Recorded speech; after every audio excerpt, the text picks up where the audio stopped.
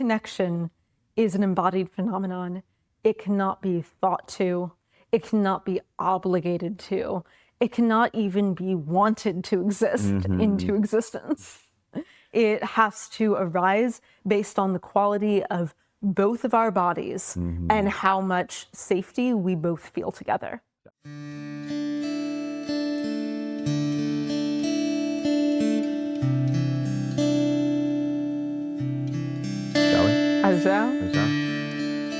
Hello and welcome back to the Experience of We. I'm Naomi. And I'm Matthew. And this is our new plant friend, whose name we don't know yet. Yes. This new plant friend arrived to us via my Aunt Janet, who I recently reconnected with. If you're watching, hi Janet. Hi Janet. And yeah, we don't have a name for plant friend yet. And so if you who is watching have a name suggestion, please leave it in the comments. We're pretty open. Yeah. Yeah, I'd say I'm pretty open. Yeah. So what are we talking about today? Yeah, so this video was inspired by a comment left by Lee. And one of the things that Lee was talking about is how hard it can be to experience connection. The difficulty of establishing connection and sustaining it. And we were really glad that you left that comment, Lee, for a number of different reasons. One is that, honestly, we were at a bit of a creative block. Yeah, we had I think 7 different directions that we were considering taking, and we were at the point of decision paralysis in which of the paths we were going to take. Yeah, none of them were quite working. But this one really called to us. One, because having a generative relationship with you is what we want. Like, we want to be co-creating these videos with those who watch. And then secondly, the question is really generative. There is a lot in the answer to that question. It is a depthful answer, and it actually covers a lot of different concepts and precepts, like the building blocks by which we have built our system. Yeah, it definitely feels like it's at the heart of the experience of we. Yeah. How to establish and sustain connection. Yeah, seriously. Is the fundamental question of any relational system. Yeah, that is true. And so in addition to talking about how to establish and sustain connection, we're going to be talking about why connection is challenging. And so to begin, we think that, and one thing I wanted to say is that there will be a number of videos inspired by this topic and this question. And this is the first. And so the purpose of this one is to kind of provide a frame for the depthful explorations that will follow. Yeah. And so the fundamental thing about connection that we think is really important to understand is that this is the key part. Yeah, so just if you're writing notes or keeping them up here, this is the part that we think is most important to realize about connection. Yeah, that's accurate, which is connection is an embodied phenomenon. We cannot cognate our way to it. We cannot come into the experience via obligation or expectation. It is a question of our body's own volition. Yeah, we can't think our way to connection. And I think many of us, and certainly this was my experience as a child, I was told who I was supposed to love or not love. I was told who I was supposed to feel close to, and also who I was not supposed to feel close to. And I oftentimes felt this dissonance between what I was expected to feel in terms of connection and what I actually felt. Yes. And that caused a lot of confusion for me for, 40 plus years or so. Seriously, seriously, that entrainment, that conditioning, those relational patterns stick with us until we break the cycle in our relationships Yes. with a collaborative relational companion. If we are able to have one, and if we are able to approach connection from this understanding, this fundamental understanding that our sense of connection with anyone is an embodied experience that we can't directly control by how we think, by what's expected of us, or even by what we want. Yeah. We can want to connect deeply with someone and simply not be able to do it immediately. We have to build to it. Yeah. Or able to do it at all in some cases. Yeah. I'm thinking of my parents here. Yes. And that is a tender subject, Yes. that you still find it difficult to sustain an emotional connection with your parents. It's true. It's true. And it is tender and a subject worth exploring in depth. But yeah, like it's such a good example here because that is a relationship where connection is expected, where there's sort of an underlying belief that it should be baseline rather than created intentionally, maintained, a thing that effort is poured into in the same way that we would tend a garden. Yes, yes, that connection is like a living relational field that exists between us that needs to be sort of, yeah, as Naomi said, tended. We sometimes say stewarded, cared for like a living entity. Naomi and I oftentimes think of it as a sort of energetic child between us. And that's to orient us towards caretaking our shared relational field, our connection. Yeah. And a thing to note about this, about the experience of tending a relational field and connection being an embodied phenomenon, is that connection also is not a binary. It's not either we do feel connected to someone or we don't as a proclamation, but rather we feel relative levels of connection that ebb and flow, that can diminish and then pick back up again. Yeah. Yeah. Yeah, yeah. It's not a steady state.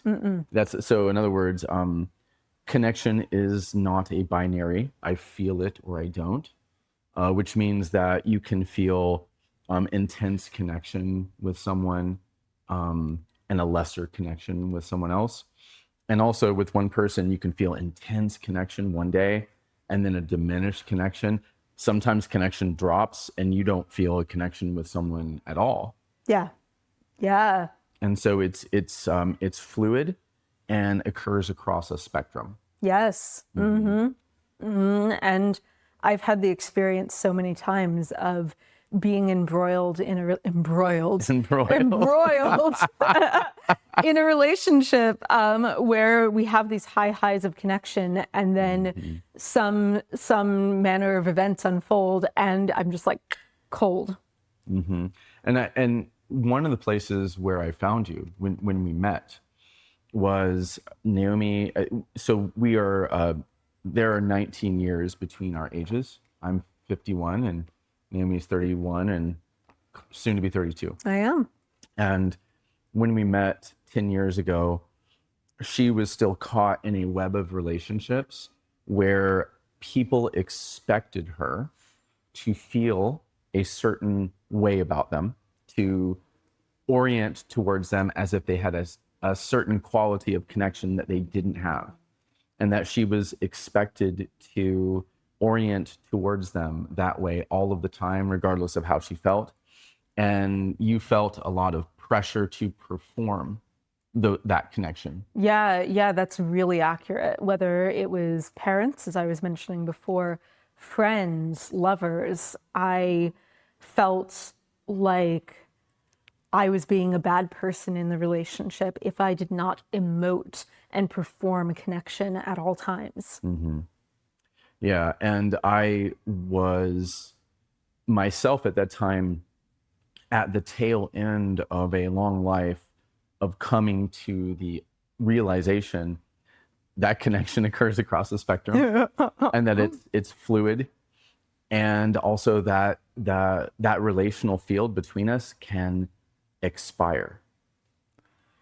Connection between people can die in a sense, and that was a series of very painful lessons to me, which included the dissolution of a marriage, which was particularly painful to me. And I can still feel the aftershocks of it even now. And so when Naomi and I began our relationship, I came to her explicitly and named these things and said, my sense, my felt sense is that you are currently enmeshed in a web of relationships full of expectations, obligation, guilt, the need to perform connection.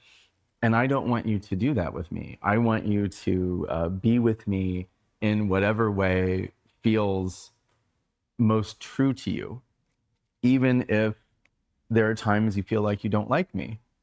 Yeah, and I took him up on it. I took him up on it hard. Uh, I at the time was in the habit of always coiffing myself and dressing myself in ways to please my companions most, and I let that go. I was in the habit of over-validating my companions, and I definitely let that go. I even under-validated. I definitely came in below reality. But you were calibrating. Yes. You were triangulating. Like you had to overshoot people's value in connection for so long that you now had the explicit permission from me to come in below Yes. baseline for as long as you needed, because that was how you genuinely felt. I was, in a sense, paying for the sins of all your past relational companions. Yeah. And I had to let you see me in all of the unflattering ways, or I chose to rather. Yeah, you could have manipulated me out of it. Or acted hurt and, Yep. and triggered your guilt, Yep. triggered your sense of obligation. But I tried to stay chill and let her see me in all of the unflattering ways that she had never been allowed to see people, and let her come to her own conclusions after time, Yeah. after shared experience together, where I got to prove the quality of connection rather than assume it and be entitled to it. Yes, so much yes. And it was a breath of fresh air I didn't know I was taking.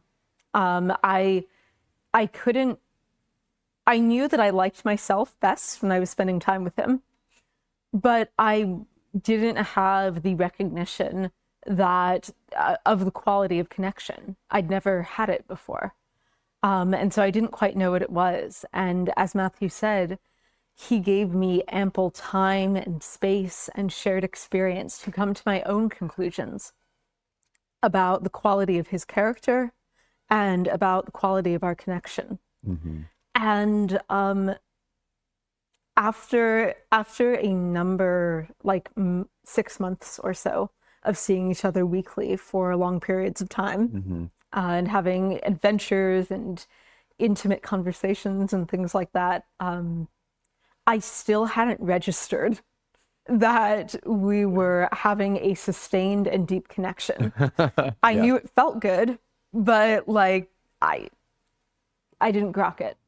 And I would say you did not yet consciously realize it, that you were having the embodied experience. yes, my body knew. My body was relaxing into the times together and looked forward to them. But yes, consciously, as you were saying, I hadn't yet realized my embodied experience. And so about 6 months in, I think it was. let me do the mental check. I think it might have been 7 or 8 months, but I'm glad for you to say, because I feel like it matters for the story. After 7 or 8 months of us having these weekly get-togethers of intense adventures and conversations and things like that, Matthew came to me and said, "Do you notice that all of your best times are with me?" Because I told him about all my experiences, the good, the bad, and the ugly. I knew what other times you were having. Yes, exactly. And they really were not as good as the times we were having together. And more than that, I think from my standpoint, having learned to notice when people don't feel connection with me, because when I learned to see it, I could see the quality of intensity in the connection that the person across from me was feeling. I could see when they were stiff. I could see when they were skeptical. I could notice when they were suspicious of my motives. I could see when they doubted what I was sharing.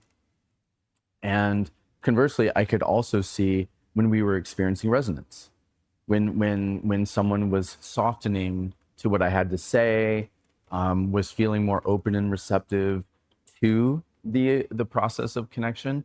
And so I had been watching Naomi's body orient to me for months, initially orienting towards me as a sort of away from, Yes. protective, defensive, skeptical, to slowly over time moving more towards me and opening up. Like a flower opening to the sun. I just got that vision in my head, so I spoke to it. So it was that. I would not have allowed myself to think that at the time, because I was still trying to protect your sense of consent and boundaries. Right. And also, I noticed an embodied shift in our connection that you hadn't consciously realized yet, and I invited you to notice.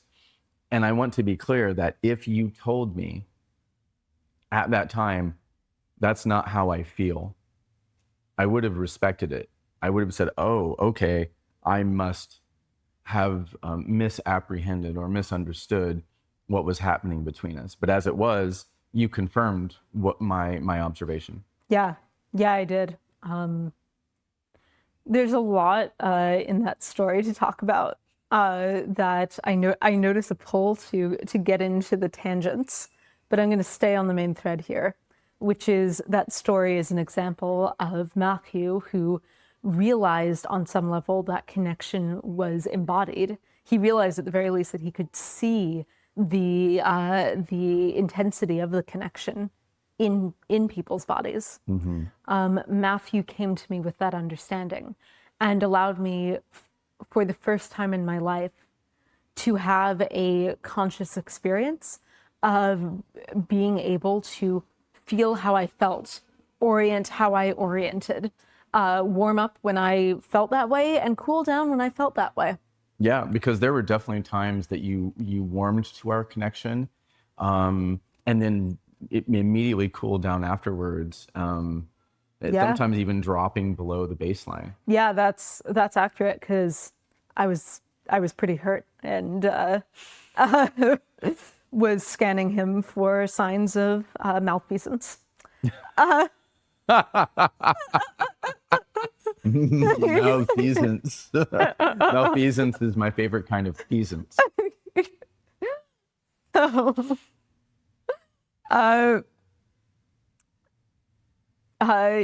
Yeah, so connection is an embodied phenomenon.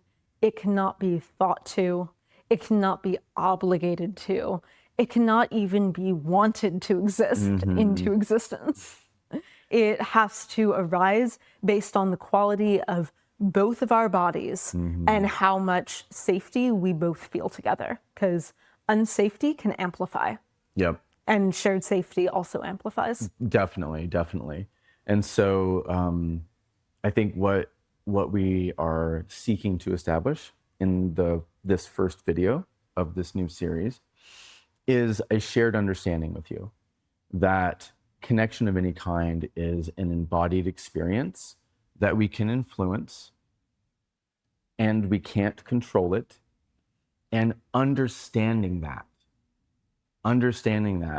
for us is step one of establishing and sustaining a connection over time. Yeah. Yeah. Yeah. Well, I feel like that pretty much says it. Yeah, I feel complete for this video. Yeah, me too. Well, once again, Lee, we are grateful for the creative inspiration, and we're really looking forward to exploring the various aspects of this complex human experience of connection. Yeah, so we'll see you next time. Bye. Bye for now.